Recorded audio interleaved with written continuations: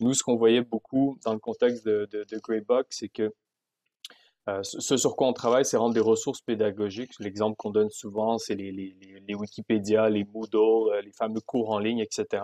On peut en prendre une copie et le mettre en ligne.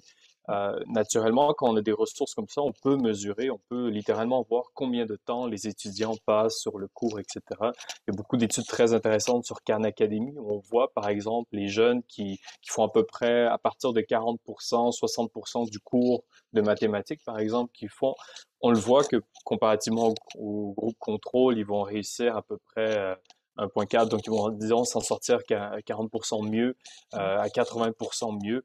Euh, Par rapport à leurs collègues de classe, mais c'est parce que Khan Academy a pris énormément de temps pour segmenter ses cours en micro-contenus. Et ce qu'on voit, par exemple, le fameux micro-contenu que j'étais, par exemple, au Maroc cet été, qui était très intéressant parce que tout le monde n'a pas un accès à Internet pour consommer tout le contenu. Donc, littéralement, il y a des cours en ce moment au Maroc qui se donnent à travers WhatsApp parce que WhatsApp est gratuit des fois quand on prend un plan de téléphone Internet. Donc, Ouais. la manière d'accrocher les jeunes, de raccrocher des jeunes ou même d'intéresser, faire de la formation auprès des adultes, c'est d'avoir du micro-contenu.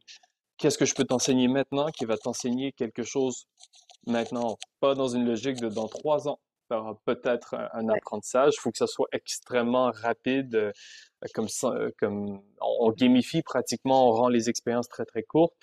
Dans ces environnements, on le fait parce qu'on est dans des environnements assez contraignants en termes de connectivité. On peut pas physiquement prendre des jeunes et les mettre dans une classe s'ils sont dans un environnement rural. Ouais. Et là, pendant que je vous parle de ça, ça vous rappelle un peu le contexte qu'on a en ce moment. Si vous êtes en train de donner en tant que professeur un cours, votre compétiteur, c'est Fortnite qui est sur le cellulaire de votre étudiant. Si ce que vous avez, c'est des PowerPoint qui ont une vague odeur d'acétate, vous n'êtes pas en train de gagner ce combat-là.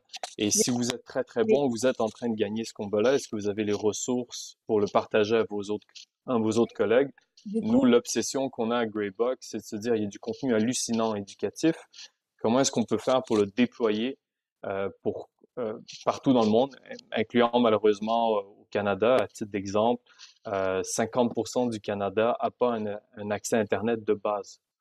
Ce par quoi ça se traduit, c'est si papa et maman sont sur Zoom en train de faire un appel, l'enfant peut pas allumer sa caméra. Il peut pas avoir Google Doc qui demande une connexion constante à Internet. C'est assez impressionnant, on l'oublie. Utiliser tous ces outils-là, multimédia.